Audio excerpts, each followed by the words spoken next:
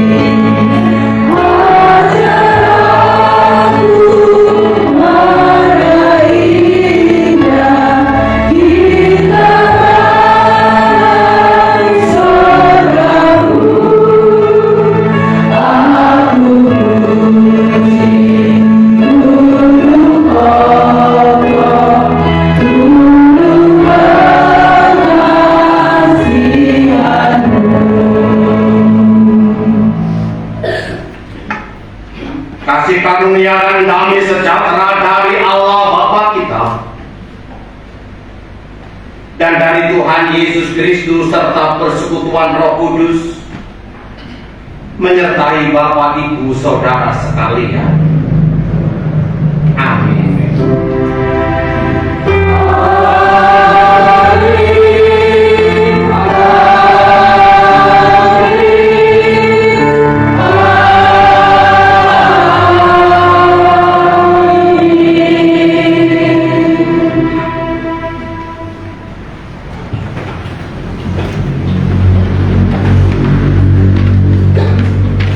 Jumat Agung adalah saat ketika kita berhenti dari hiruk pikuk dunia untuk memandang salib dan menyadari bahwa kasih Allah tidak datang dalam kilau kuasa, tetapi dalam luka dan darah. Bahwa pengharapan datang bukan melalui kekuatan, tetapi melalui kerapuhan. Hari ini, mari kita renungkan apa makna salib bagi dunia yang terluka, bagi sesama yang menderita, bagi bumi yang terluka, dan bagi hati kita sendiri.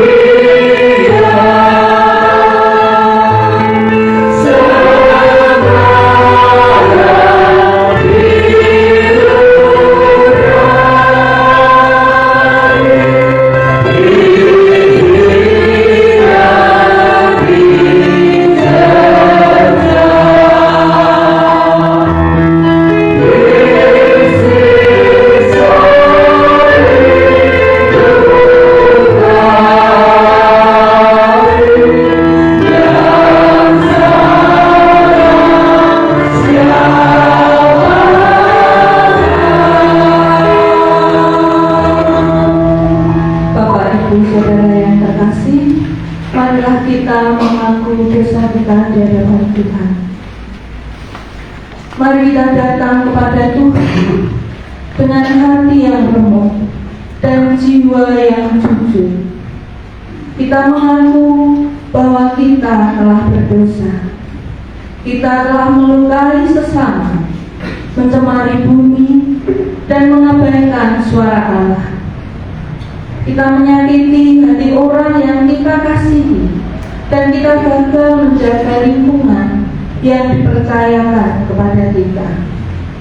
Ampunilah kami ya Tuhan, lepaskan kami dari beban dosa, agar kami dapat berjalan dalam kasih dan keadilan-Mu.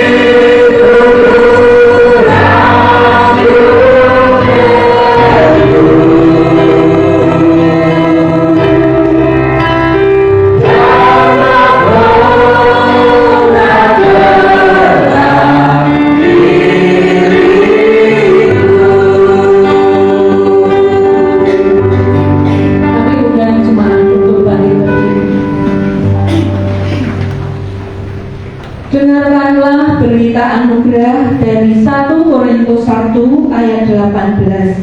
Demikian bunyi firman Tuhan. Sebab pemberitaan tentang salib memang adalah kebodohan bagi mereka yang akan binasa. Tetapi bagi kita yang diselamatkan oleh pemberitaan itu adalah kekuatan Allah. Ayat ini menekankan perbedaan pandangan dan membagi respon manusia terhadap Injil menjadi dua. Yang pertama, menolak, yaitu dunia yang menganggap salib sebagai kebodohan. Dan yang kedua, menerima, yaitu orang percaya yang mengalami kekuatan Allah dan melihat salib sebagai kuasa Allah untuk keselamatan. Demikianlah berita anugerah dari Tuhan. Syukur kepada Allah. Salam damai bagi kita semua.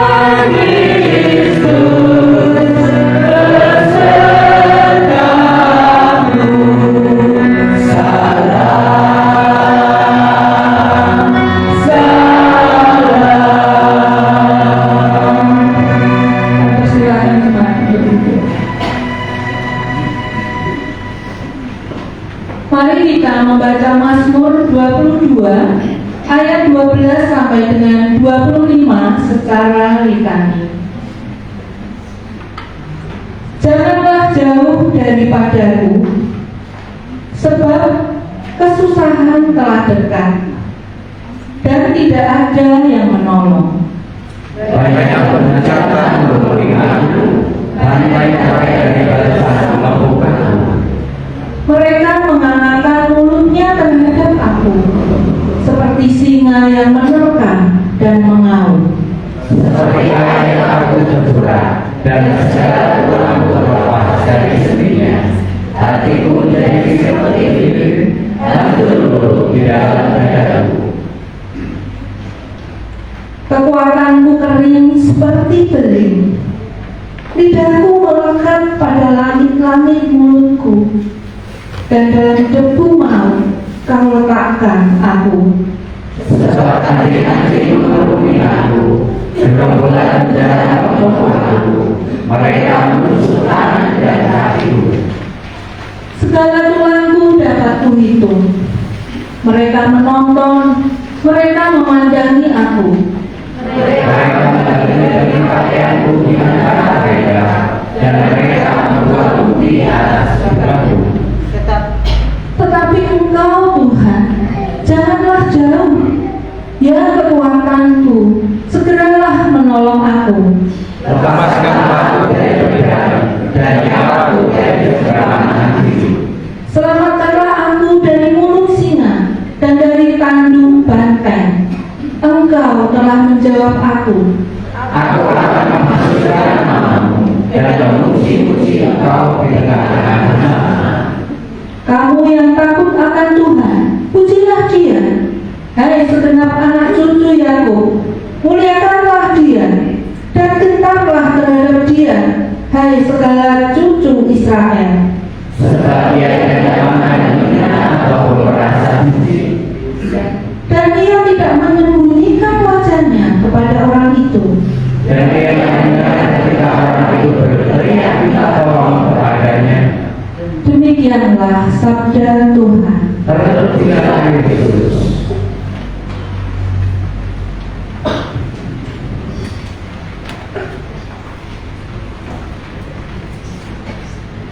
Sebelum kita bersama-sama mendengarkan sabda, ada persembahan pujian dari SPKT GKJ Berdasari tempat kami sediakan.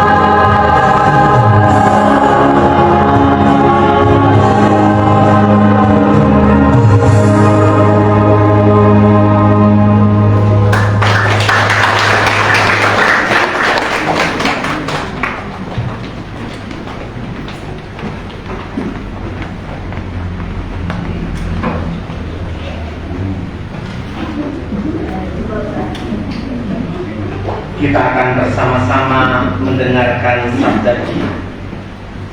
Sesuai dengan kalender gerejawi, pada saat ini kita akan merenungkan sabda Tuhan dari Yesaya pasal 52 ayat 13 sampai Yesaya pasal 53 ayat 12.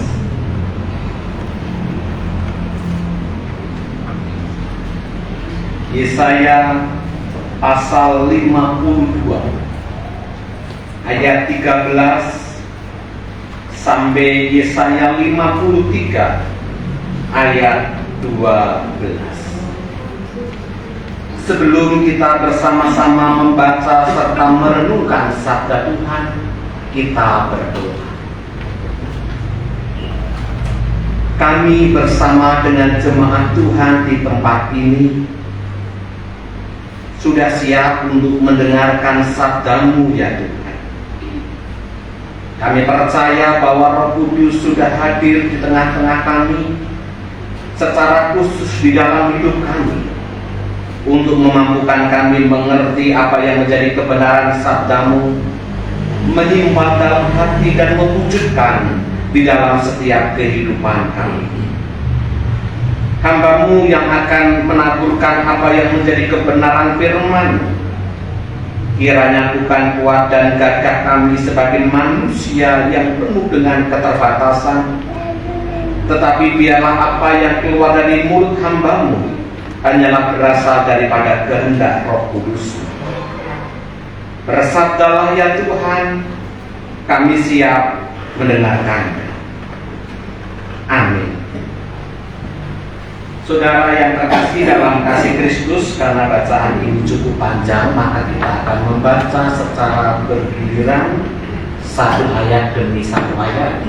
Saya akan memulai, lalu Bapak Ibu secara bersama-sama, demikian juga nanti bergantian saya dan selanjutnya Bapak Ibu. Demikian sabda Tuhan. Hamba Tuhan yang menderita.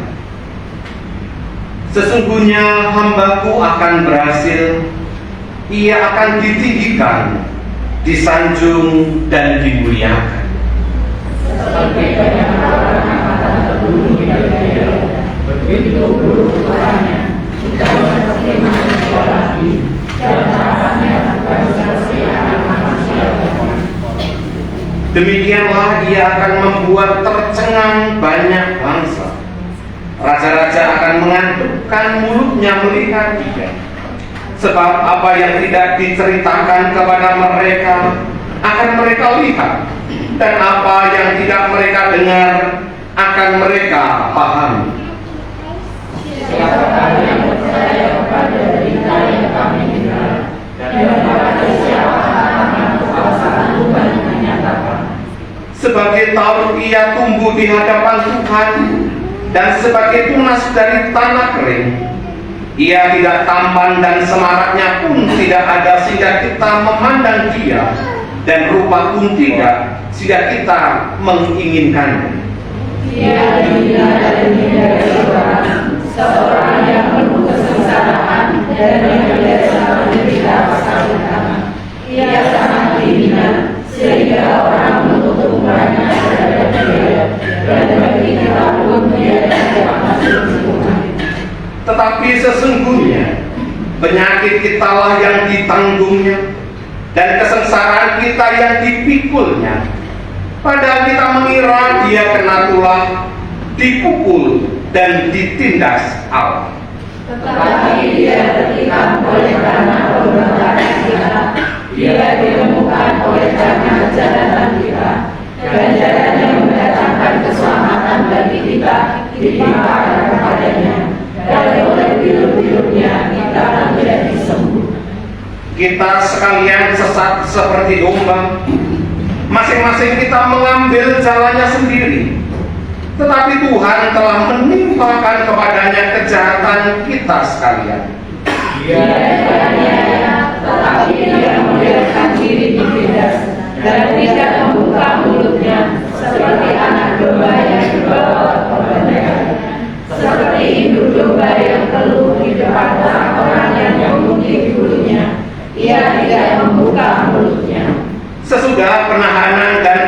hukuman ia terambil, dan tentang nasibnya, siapakah yang memikirkannya?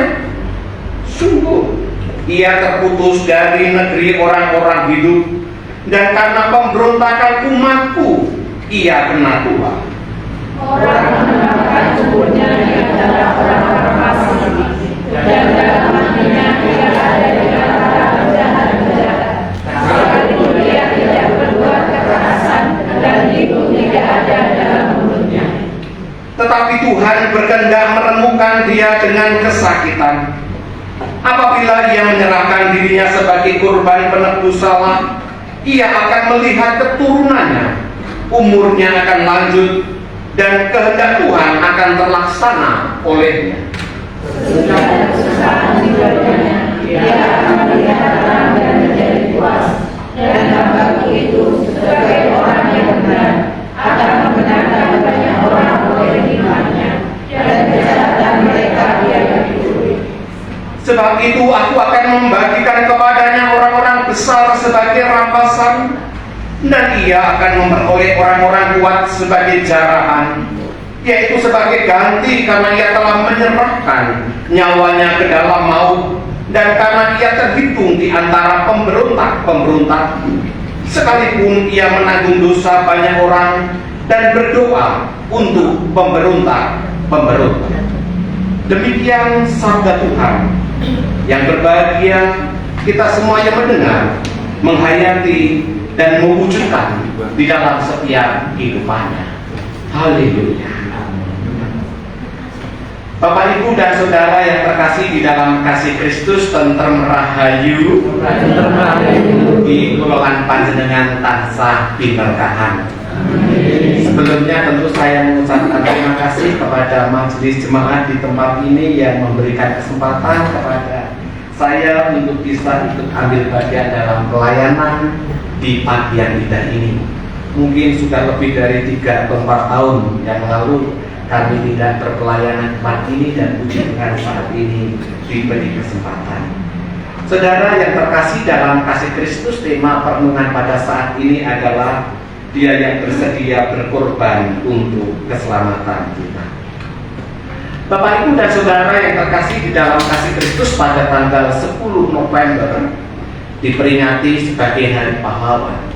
Dan pada tanggal 10 November tahun 2025 yang lalu, Bapak Presiden Prabowo Subianto memberikan gelar Pahlawan Nasional kepada 10 orang yang dianggap berjasa, berkorban demi bangsa kita. Dan salah satunya adalah Marsinah. Siapakah Marsinah itu? Dan apa yang dilakukan oleh Marsinah sehingga ia layak diberi gelar Pahlawan Nasional? Marsinah itu sebetulnya bukan siapa-siapa. Marsinah adalah seorang rakyat biasa. Dia adalah seorang perempuan yang bekerja sebagai seorang buruh pabrik. Tetapi dia memiliki hati dan kepedulian yang dalam, di mana pada saat itu buruh pabrik diperlakukan dengan tidak adil oleh para pengusaha dan juga di backup oleh para penguasa. Oleh karena itu, Marsinah menjadi salah seorang pelopor untuk mengupayakan keadilan itu dengan cara dia bersama dengan rekan-rekannya untuk melakukan sebuah demo untuk menuntut keadilan agar buruh diberi layak, diberi upah dengan layak. Dan pada saat dia memimpin buruh sekitar 500-an orang ini, tentu dia diancam oleh atasannya. Dia mendapatkan himpitan yang luar biasa dari para pengusaha, dan tentu ini juga di backup sekali lagi oleh para penguasa pada saat itu, di mana pada saat itu adalah masih Orde Baru, di mana pemerintah masih alergi dan sangat menekan atau mengekang orang-orang yang menyuarakan keadilan, apalagi dengan cara demo. Dan demo besar itu dilakukan pada tanggal 5 Mei 1993. Dan apa yang terjadi setelah demo itu? Beberapa saat kemudian Marsinah dinyatakan hilang. Hingga pada akhirnya tanggal 8 Mei, 3 hari kemudian, Marsinah ditemukan sudah tewas. Dan diduga ada oknum penguasa yang terlibat dalam proses pembunuhan. Tetapi kematian Marsinah ini justru menimbulkan rasa keberanian kepada para buruh untuk menuntut sebuah keadilan. Perjuangan Marsinah tidak sia-sia hingga akhirnya buruh semakin gencar untuk menyuarakan keadilan, dan penguasa beserta dengan pengusaha akhirnya memenuhi apa yang menjadi tuntutan itu. Marsinah dianggap sebagai pahlawan nasional karena kerelaan untuk berkorban demi menegakkan yang namanya keadilan bagi para buruh. Bapak, Ibu, dan Saudara yang terkasih, cerita ini atau kisah nyata ini menarik untuk kita perhatikan dan kita kaitkan dengan sabda Tuhan pada saat ini. Sabda Tuhan yang kita dengarkan tadi dari Yesaya pasal 52 ayat 13 sampai pasal 53 ayat 12. Ini berisi tentang nubuatan tentang hadirnya hamba yang menderita. Hamba yang menderita. Kenapa disebut demikian? Karena dia seorang hamba yang akan mengalami penghinaan, mengalami siksaan, bahkan sampai pada kematian. Tetapi apa yang menjadi penderitaan dari sang hamba ini bukan atas kesalahan atau dosa dalam dirinya, melainkan karena dosa dan pelanggaran orang lain atau manusia lain. Oleh karena itu, pada akhirnya hamba itu setelah menderita, hamba itu beroleh kemuliaan. Hal ini adalah nubuat tentang Yesus Kristus. Hamba yang menderita itu adalah Kristus yang harus mengalami penderitaan demi keselamatan banyak orang. Kristus mengalami penderitaan yang penuh lahir dan batin, sangat mengerikan, dan penyiksaan itu tidak layak untuk dilakukan kepada seorang manusia. Maka di situ disebutkan wajahnya pun sudah tidak seperti manusia lagi, karena begitu bengisnya orang-orang menyiksanya. Dan penderitaan yang dilakukan dan dialami oleh Kristus Yesus yang sedemikian rupa itu pada hakikatnya bukan karena kesalahannya, tetapi sesungguhnya karena kesalahan kita sebagai manusia. Hukuman yang seharusnya ditimpakan kepada kita manusia diambil alih oleh Kristus melalui kematian di kayu salib. Kematian yang agung dan mulia, karena kematiannya adalah untuk menyelamatkan umat manusia. Kematian Yesus bermakna bahwa Yesus Kristus yang adalah Tuhan kita adalah pahlawan yang terbesar di dunia ini. Pahlawan cinta kasih yang sejati bagi umat manusia. Bapak, Ibu, dan Saudara, lalu dari sabda Tuhan ini, pesan apa yang bisa kita ambil? Setidaknya ada dua hal yang menjadi pesan perenungan kita pada saat ini. Yang pertama adalah sebagaimana Tuhan Yesus telah menderita berkorban bagi kita. Demikian juga keberanian Marsinah ini memberikan inspirasi kepada kita agar kita tidak menghindar dari penderitaan ataupun ancaman yang ada di depan kita, bahkan mengingatkan kepada kita untuk rela berkorban bagi kepentingan orang lain. Bapak, Ibu, dan Saudara, saya teringat kisah Daud. Pada saat Daud menjadi seorang penggembala, dan pada saat gembalanya, dombanya ini diserang oleh singa atau binatang buas, jika Daud lari menghindar dari peristiwa itu, lari dari singa itu, maka saya yakin Daud tidak akan menjadi seorang pribadi yang pemberani. Daud pada saat melawan atau berhadapan dengan Goliat, saya yakin dia akan lari untuk menyelamatkan diri. Tetapi karena dia berani untuk menghadapi serigala ataupun singa yang menerkam dombanya, maka keberanian untuk mengambil sebuah resiko itu tertanam dalam dirinya. Maka disitulah Daud menjadi seorang pribadi yang kokoh.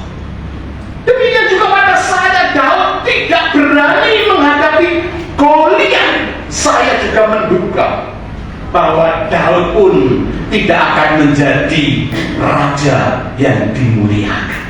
Kuncinya apa? Kuncinya adalah adanya keberanian untuk menghadapi sebuah tantangan, sebuah penderitaan yang ada di depan kita, dalam rangka untuk menyuarakan kebaikan dan suara-suara keadilan. Jika Marsinah takut menyuarakan keadilan, takut karena ancaman penguasa dan pengusaha, maka saya yakin nasib buruk pada saat itu pun tidak akan baik-baik saja. Yesus ditangkap, disiksa. Apakah Yesus lari? Tidak. Memang sebelumnya pada saat di Taman Getsemani dia mengatakan, "Ya Tuhan, kalau boleh cawan ini lalu daripadaku." Tetapi kemudian dia mengatakan, "Tetapi jadilah kehendak." Artinya apa? Ancaman penangkapan itu, bahkan siksaan itu, Yesus berani menghadapinya itu semua dengan tidak menyalahkan pihak lain. Yesus berani menghadapi semua itu karena itu adalah bagian rancangan Allah yang besar bagi hidup manusia. Bapak, Ibu, dan Saudara, demikian juga kita saat ini. Melalui sabda ini kita diajar untuk tidak lari dan lari saat menghadapi ancaman penderitaan di dalam diri, agar kita menjadi pribadi yang kuat. Saat kita menghindar untuk tidak menolong orang lain, saat kita menghindar untuk melakukan kebaikan kepada orang lain, maka bila mana itu terus kita lakukan, terus ada pada diri kita, menghindar dan terus menghindar, saya yakin kita tidak akan bisa menjadi alat bagi kemuliaan Kristus. Bukankah Kristus mengajarkan kepada kita untuk berani menghadapi itu tanpa harus menyalahkan orang lain? Hal yang kedua dan yang terakhir, mengingatkan kepada kita bahwa Yesus Kristus sebagai pahlawan yang rela berkorban bagi kita melalui kematian di kayu salib. Saya salib ini menunjukkan kasih-Nya yang besar dan sempurna bagi kita. Salib adalah sebagai tanda cinta kasih yang telah Tuhan berikan kepada kita. Pertanyaannya adalah, masihkah kita memandang salib itu? Masihkah kita memegang salib itu? Masihkah kita mau memikul salib itu? Dalam ujian di awal tadi ini menarik perhatian kita ya. Bagaimana, apakah kita ini ada kesediaan untuk memikul salib Kristus? Ujian nomor berapa? Tapi di situ sebuah pertanyaan bagi kita. Masihkah kita memandang dan memikul salib itu? Kita akan perhatikan ada video pendek, paling sekitar durasi hanya 2 menit saja. Kita merefleksikan tentang keberadaan kita. Apakah kita masih memegang salib itu, memikul salib Kristus sebagai simbol dari cinta kasih, tetapi juga sebagai simbol dari sebuah penderitaan?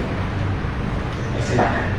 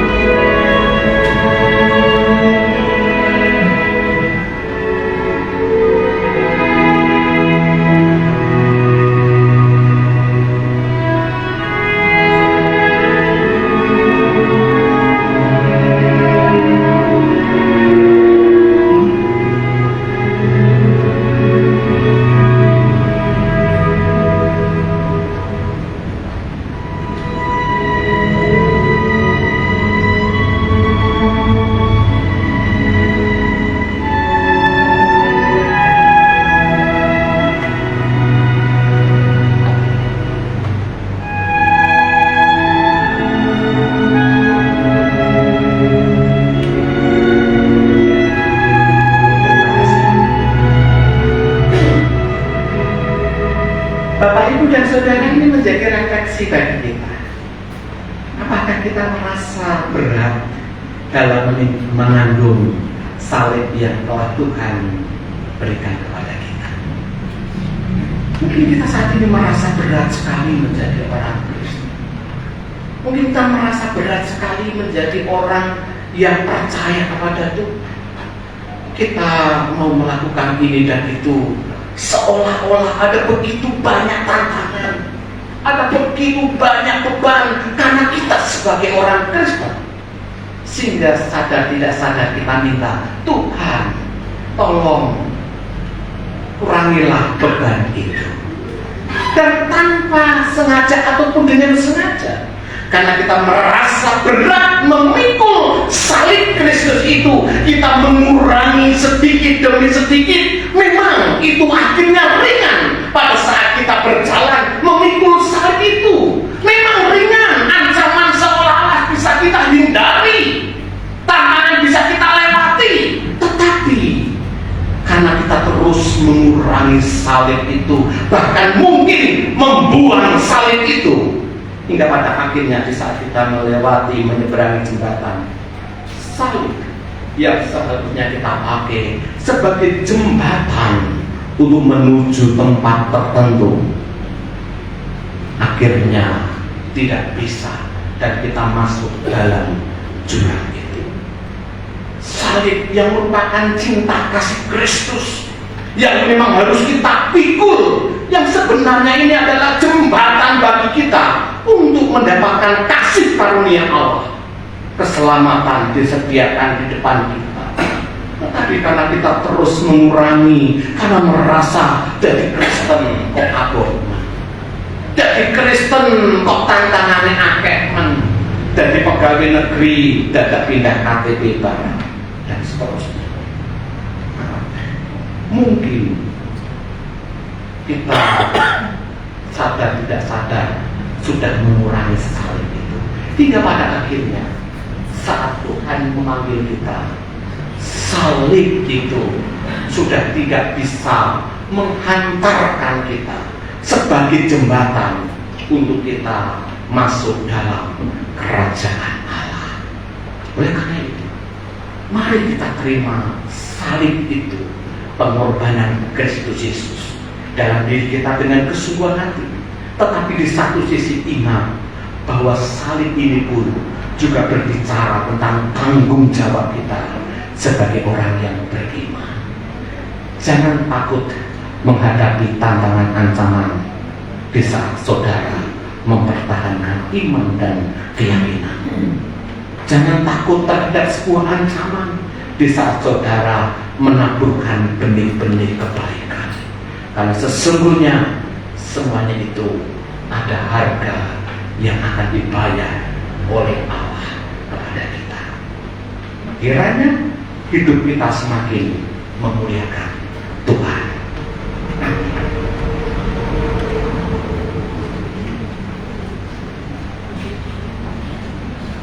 Kita masuk di dalam satu doa. Dipersilahkan jemaat berdoa saja.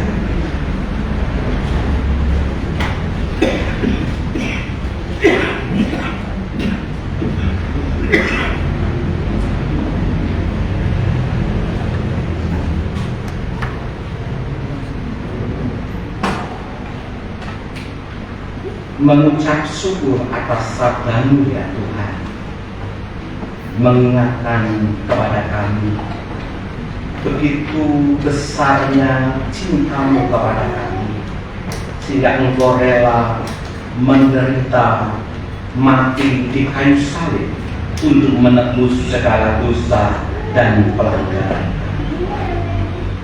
Kuatkan dan teguhkan kami untuk tetap terus memandang salib itu, untuk tetap terus memikul salib itu di dalam setiap kehidupan kami. Meskipun mungkin ada resiko, ancaman yang ada di depan kami, tetapi sesungguhnya Engkau tidak pernah tinggal diam. Kasih-Mu tidak hanya berhenti di saat kematian-Mu saja, tetapi kasih-Mu tetap terus ada sepanjang masa. Pemeliharaan-Mu pasti tetap akan kami alami ya Tuhan. Terima kasih Tuhan, kiranya sabda-Mu semakin meneguhkan iman kami. Saat ini kami menyerahkan untuk pada tali pasamuan yang ada di tempat ini, para penatua, demikian juga para diaken. Kiranya Tuhan memberikan kebijaksanaan dan Roh-Mu yang kudus di dalam melakukan tugas pelayanan dan penggembalaan di tempat ini.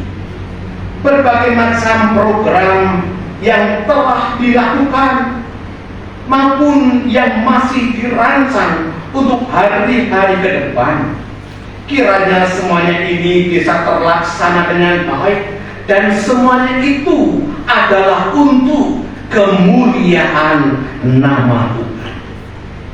Segala sesuatu yang menjadi kebutuhan atas berbagai macam pelayanan di tempat ini, gereja ini adalah milik Tuhan. Maka Engkau sendiri yang akan menyediakan dan mencukupkan. Berkatilah keluarganya, berkatilah rumah tangganya. Demikian juga seluruh pelayan-pelayan lainnya yang ikut ambil bagian di dalam pelayanan di GKJTU Jemaat Pendosai ini, baik mereka sebagai guru sekolah minggu, para pengurus yang ada di setiap kategorial, tim multimedia, tim musik, singer, songwriter, maupun pelayan-pelayan lainnya yang tidak bisa kami sebut satu persatu. Tuhan memberkati pelayanannya, Tuhan memberkati kehidupannya, Tuhan memberkati rumah tangganya. Kiranya Tuhan juga berkenan memberkati seluruh jemaatmu yang ada di tempat ini. Damai sejahtera sukacita yang daripadamu kiranya mengalir atas kehidupan mereka. Kiranya Tuhan terus menguatkan dan meneguhkan iman percaya mereka kepadamu. Dan kiranya Tuhan memberkati setiap pekerjaan yang dilakukan yang berkenan di hadapanmu. Dan kiranya itu menjadi salah satu sarana bagi Tuhan untuk mencukupkan kebutuhannya. Berkati anak-anak kami di dalam proses pertumbuhannya maupun di dalam setiap pendidikannya. Apa yang menjadi cita-cita dan kerinduannya, Tuhan memberikan kemudahan dan kelancaran. Berkati para adioswo yang ada di tempat ini. Engkau tahu Tuhan, secara jasmani tubuh mereka semakin rentan. Oleh karena itu kami memohon kepadamu, kiranya Tuhan terus memberikan kekuatan kepada mereka. Kiranya Tuhan izinkan mereka berumur panjang dengan tubuh yang sehat dan hidup dalam kebahagiaan. Anak, cucu, menantu dimanapun berada, Tuhan memberkatinya. Berkati saudara kami yang saat ini sedang mengalami rasa sedih, kiranya Tuhan memberikan penghiburan. Saat ini yang sedang mengalami rasa sakit, Tuhan memberikan kekuatan dan pemulihan. Saat ini yang sedang mengalami beban berat, Tuhan memberikan kelegaan. Yang kekurangan, Tuhan berkenan memberikan kecukupan. Yang berkelebihan, Tuhan memberikan roh pemurah agar mereka bisa berbagi kepada yang berkekurangan. Terima kasih Tuhan. Seutuhnya jemaatmu di tempat ini, kami mempercayakan ke dalam tangan kuasa-Mu. Berkati bangsa dan negara kami, berkati para pemimpin-pemimpin kami, mulai dari Bapak Presiden sampai di tingkat RW dan RT. Kiranya Tuhan memberikan kebijaksanaan, dan kiranya kami semua bangsa Indonesia hidup rukun, damai sejahtera, dan merasa berbahagia tinggal dan sebagai warga negara Indonesia. Terima kasih Tuhan. Berkati sanak saudara kami yang saat ini sedang mengalami musibah, baik itu musibah akibat longsor, banjir, gempa bumi, maupun peperangan yang ada di negara Iran. Kiranya Tuhan terus memberikan penghiburan, kekuatan, pemulihan bagi mereka. Di dalam nama Tuhan Yesus Kristus kami berdoa. Amin.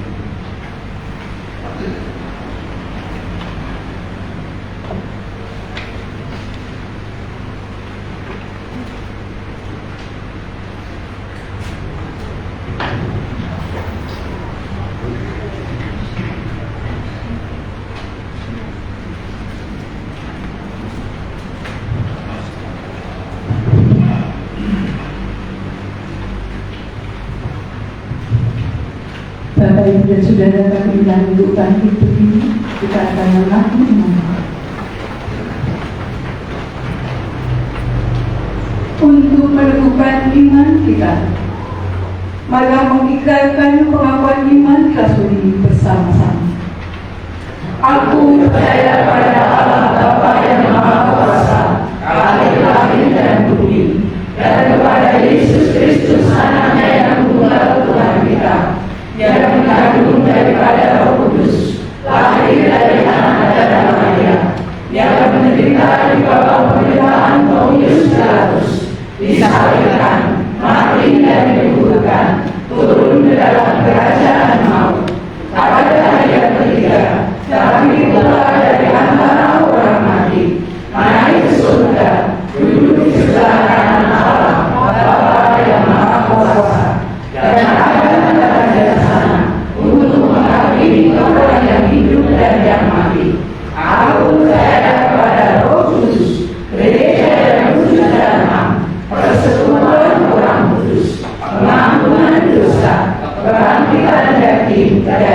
hidup yang kekal.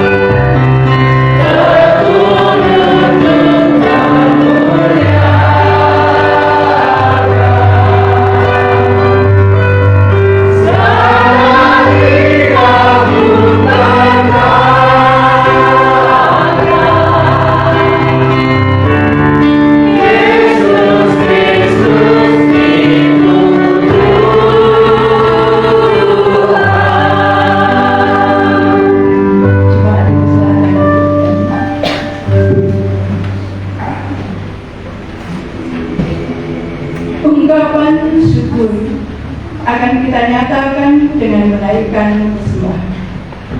Kita melandasi ucapan syukur ini dengan firman Tuhan sebagaimana dinyatakan dalam Efesus 5 ayat 2 yang demikian bunyi. Dan hiduplah dalam kasih sebagaimana Kristus Yesus juga telah mengasihi kamu dan telah menyerahkan dirinya untuk kita sebagai persembahan dan korban yang harum dan Allah. Amen.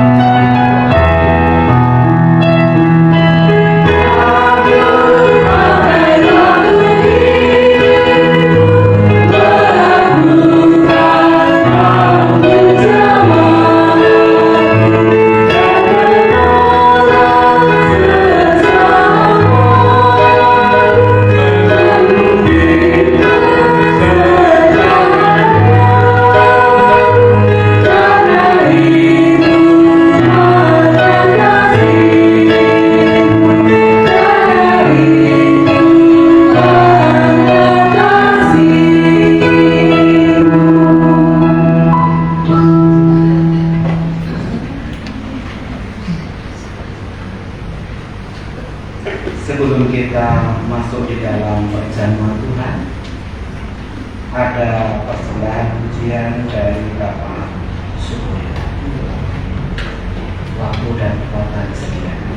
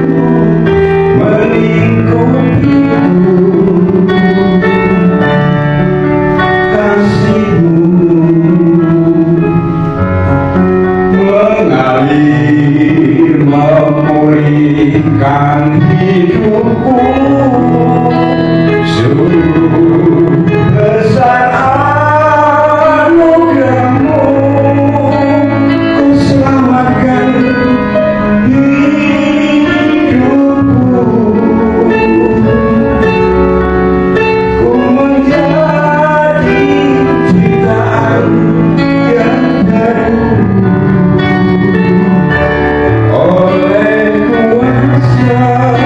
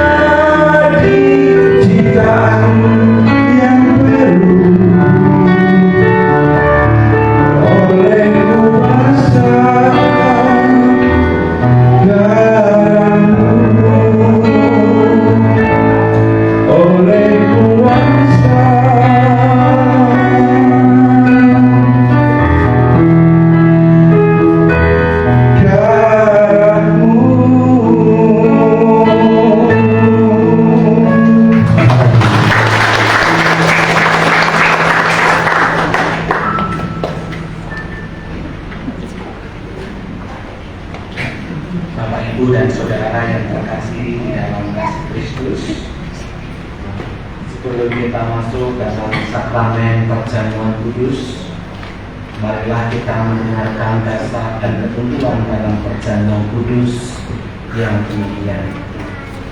Perjamuan kudus adalah salah satu dari sakramen suci.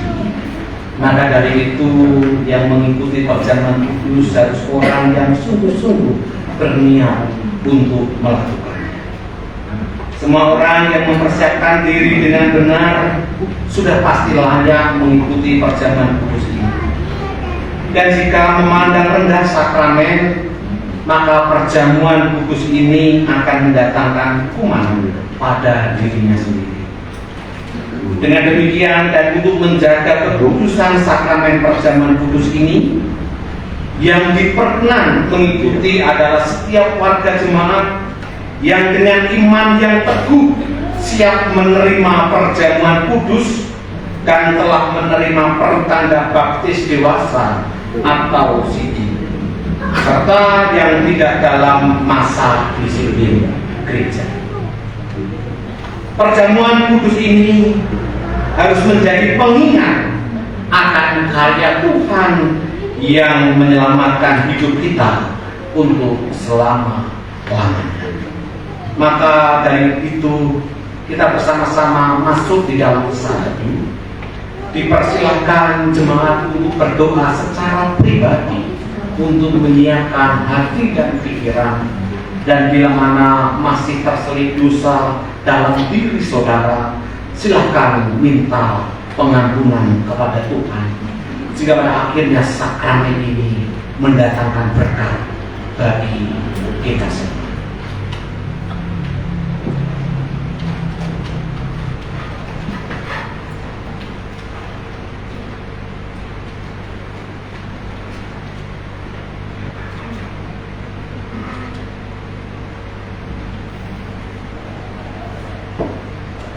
Bapa kami yang penuh kasih setia,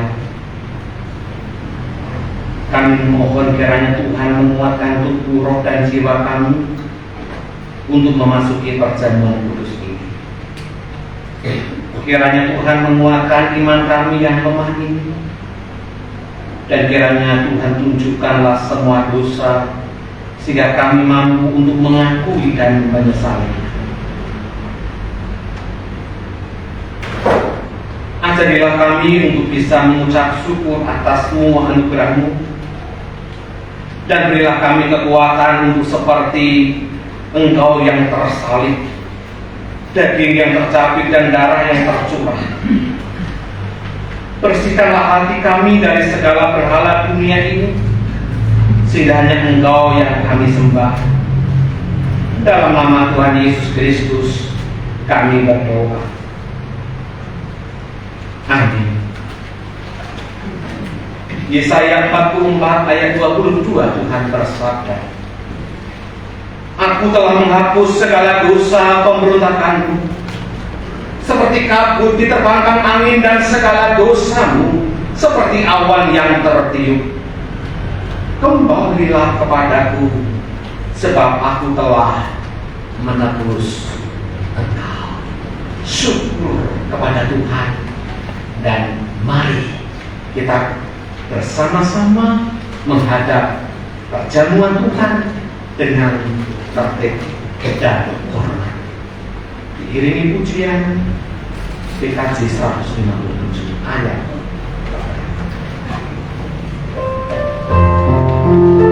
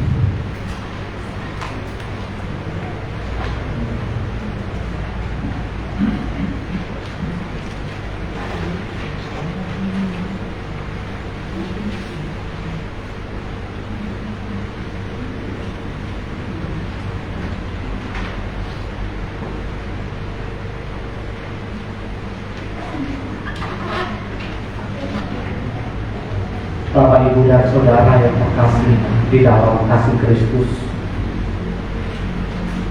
roti dan anggur ini adalah lambang dari tubuh Kristus yang telah tercabik-cabik.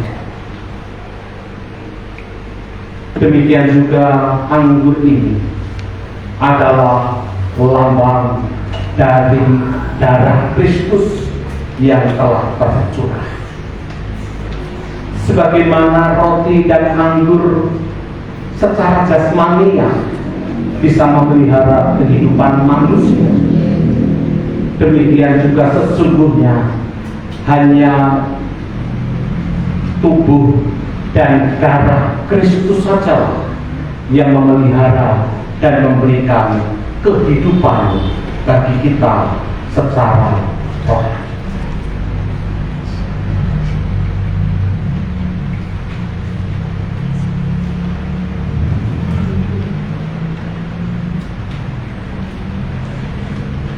Oleh karena itu, terimalah roti ini, roti yang telah terpecah-pecah, sebagai lambang dari tubuh Kristus.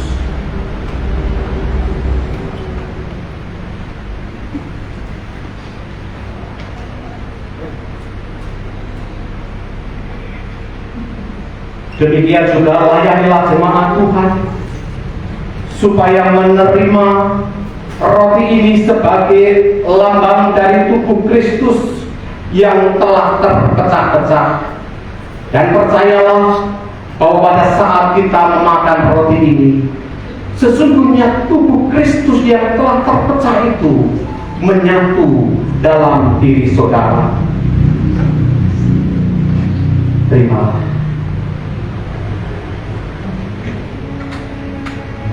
Terimalah dan layanilah.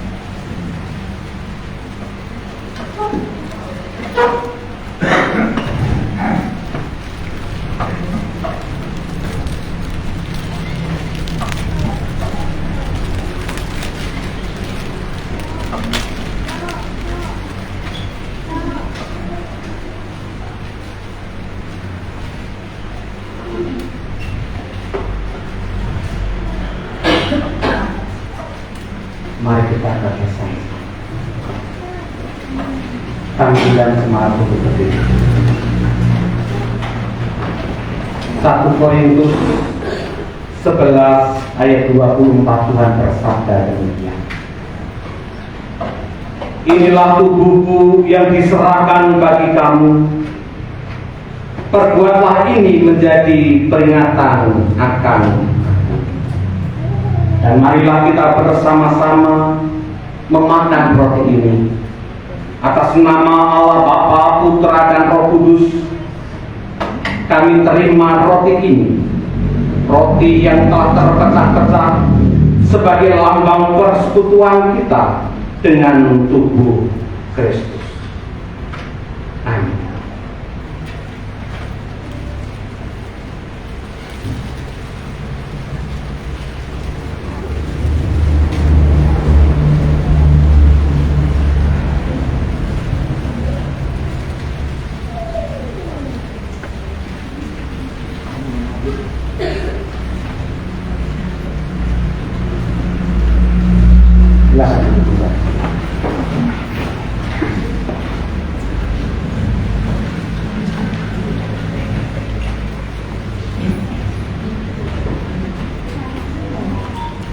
Anggur ini adalah lambang dari darah Kristus,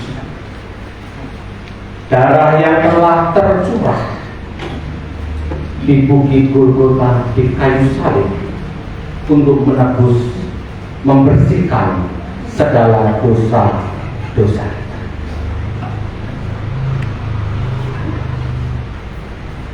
Terimalah anggur ini dan layanilah jemaat sebagai simbol dari darah Kristus yang telah tercurah. Hanya dengan darah Kristus sajalah sesungguhnya dosa-dosamu dibersihkan.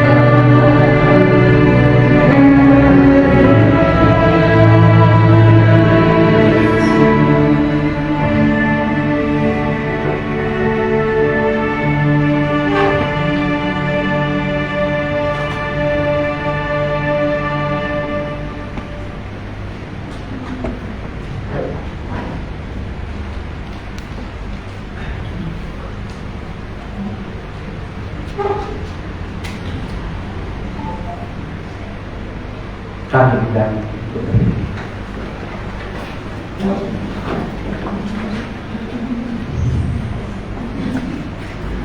atas nama Allah Bapa, Putra dan Roh Kudus, kami akan minum anggur sebagai lambang dari darah Tuhan Yesus Kristus yang telah ditumpahkan sebagai penebus yang sempurna untuk semua dosa kami.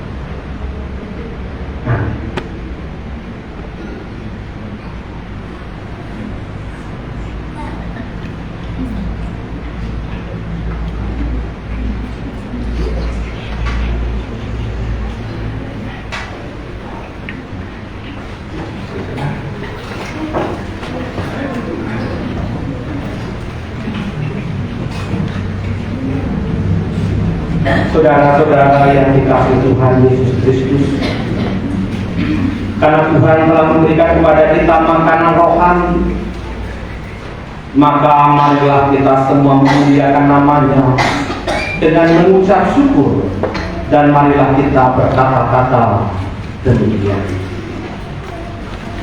Pujilah Tuhan, hai jiwaku. Pujilah Tuhan, hai jiwaku. Pujilah namanya yang kudus, hai segenap batinku. Pujilah namanya yang kudus, hai segenap batinku. Pujilah Tuhan, hai jiwaku. Pujilah Tuhan, hai jiwaku. Dan janganlah lupakan segala kebaikannya. Dan janganlah lupakan segala kebaikannya. Demikian juga Tuhan bersabda, Dia yang mengampuni segala kesalahanmu, yang menyembuhkan segala penyakitmu, Dia yang menebus hidupmu dari lubang kubur, yang memahkotai engkau dengan kasih setia dan rahmat. Ia yang tidak menyayangkan anaknya sendiri, tetapi yang menyerahkannya bagi kita semua. Amin. Dan marilah kita bersama-sama mundur dari meja perjamuan kita ini dengan tertib dan hormat.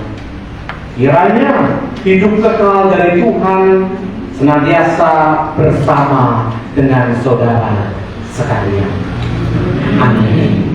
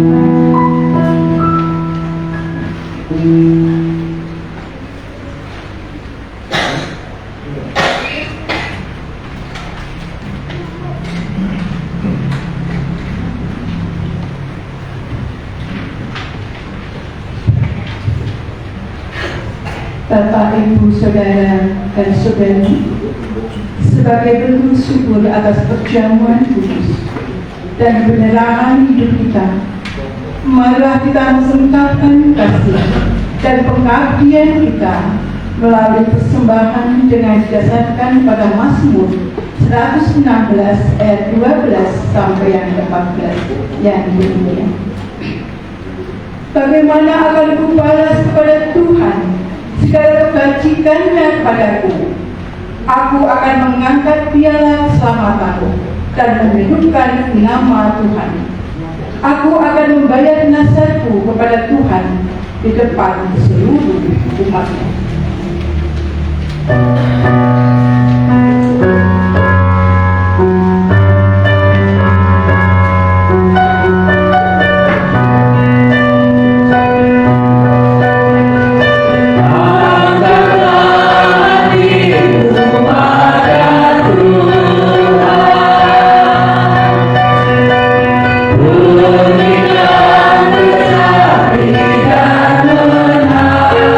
Hari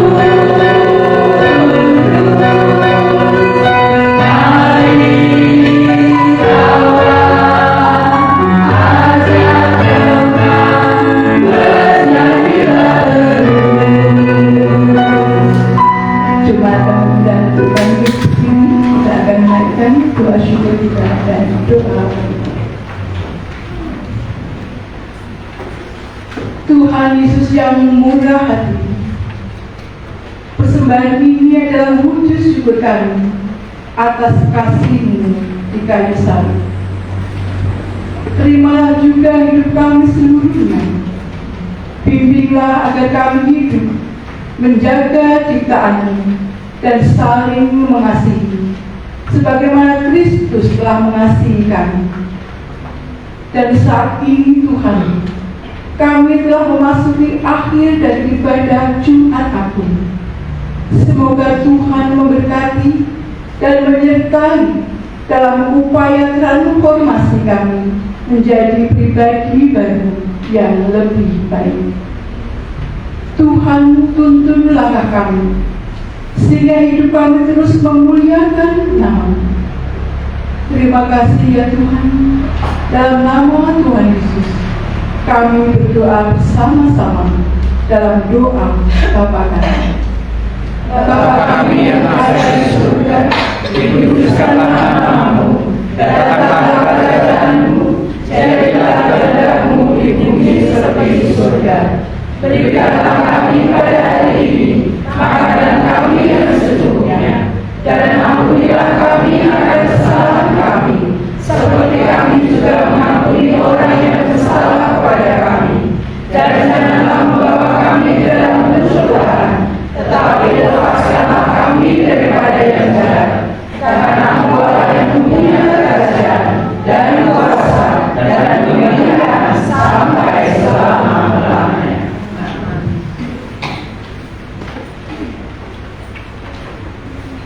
Arahkanlah hatimu kepada Tuhan dan mandanglah salib. Kami senantiasa memandang salib Tuhan. Jadilah saksi Kristus dan beritakanlah karya salibnya.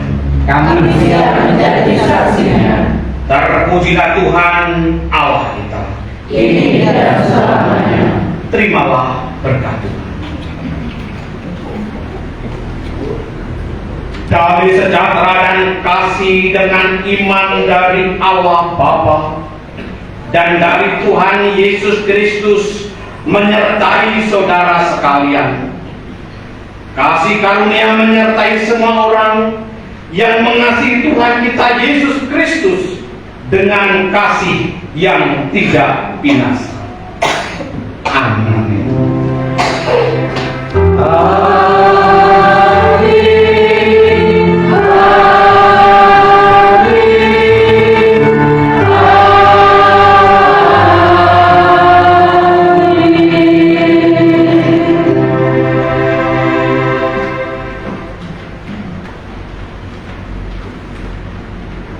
Kita akhiri dengan pujian ampuni aku dalam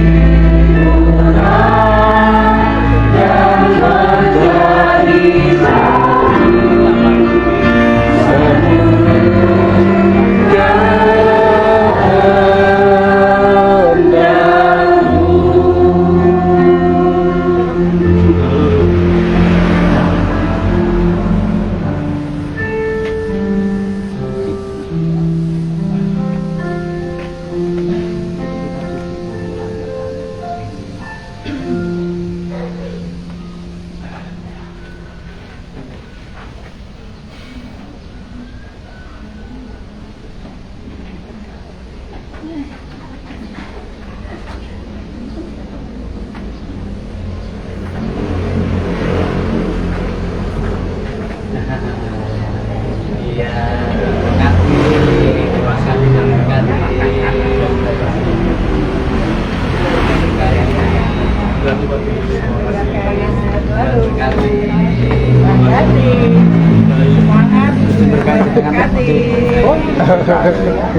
terima kasih. Luar biasa.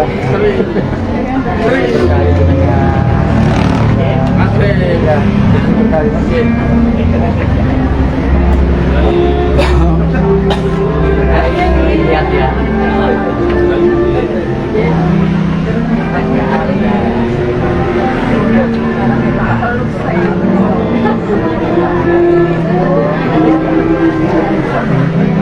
Gusti berkahi panjenengan. Gusti berkahi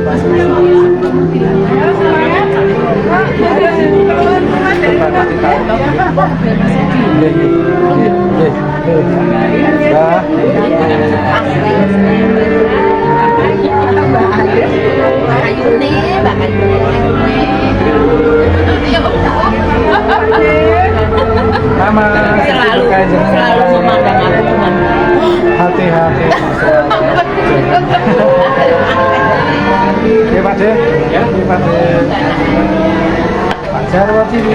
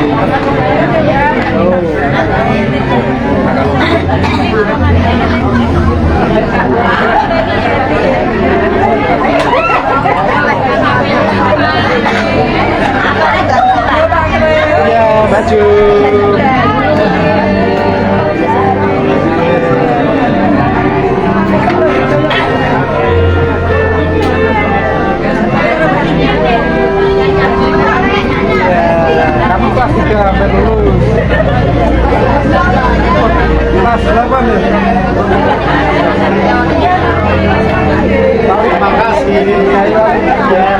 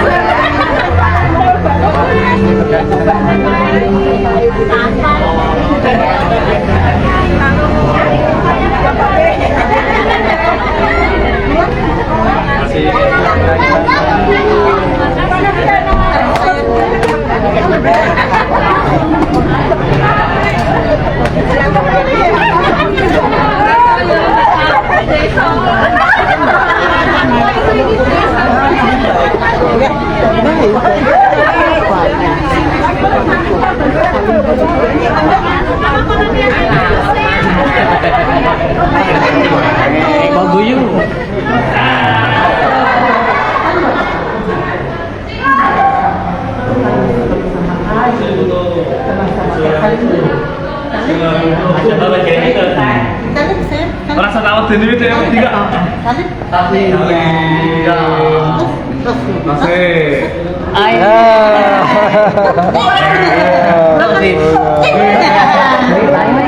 Beritayo ya? Ya guyu aja. Guyu aja.